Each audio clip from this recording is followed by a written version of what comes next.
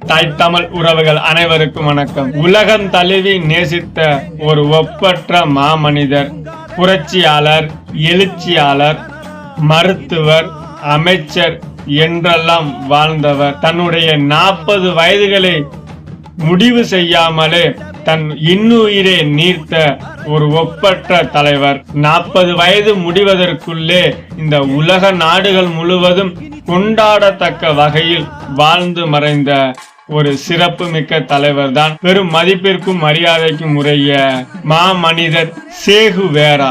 அவருடைய பிறந்த தினம் இன்று.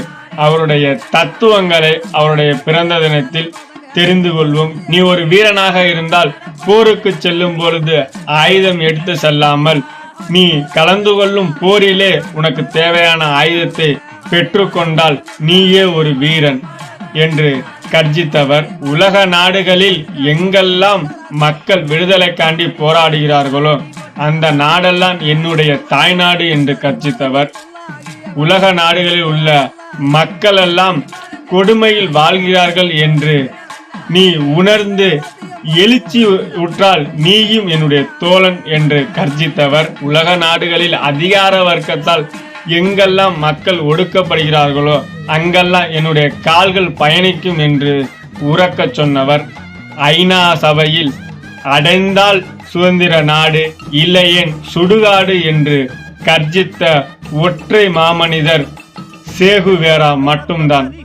அவருடைய பெருமைகளும் அவருடைய புரட்சி வரிகளும் மக்களுடைய மனதில் என்றும் இன்றும் நீங்கா இடம் பிடித்தவை. அதுபோலதான் வியர்வை சிந்தாத மனிதரும் மை சிந்தாத பேனாவும் எந்த ஒரு பயனும் தராது என்று கூறுகிறார். அவருடைய பெயரே மக்களால் கூறப்பட்டதான். சே என்றால் தைரியம், வெற்றி, எழுச்சி, புரட்சி என்றெல்லாம் கற்பிக்கிறார்கள். அவருடைய பக்கங்கள் வரலாற்றில் மிகவும் சிறந்தது. கியூபா நாட்டின் புரட்சிக்காக போராடிய சேகுவேரா கியூபா நாட்டின் மிகப்பெரிய பங்கு வகிக்கிறார் என்றால் அது மட்டுமல்ல, உலகில் உள்ள அனைத்து நாடுகளையும் நேசித்து வாழ்ந்ததால் தான் அவருடைய புகழும் பெயரும் இன்றளவும் நிலைத்து நிற்கிறது.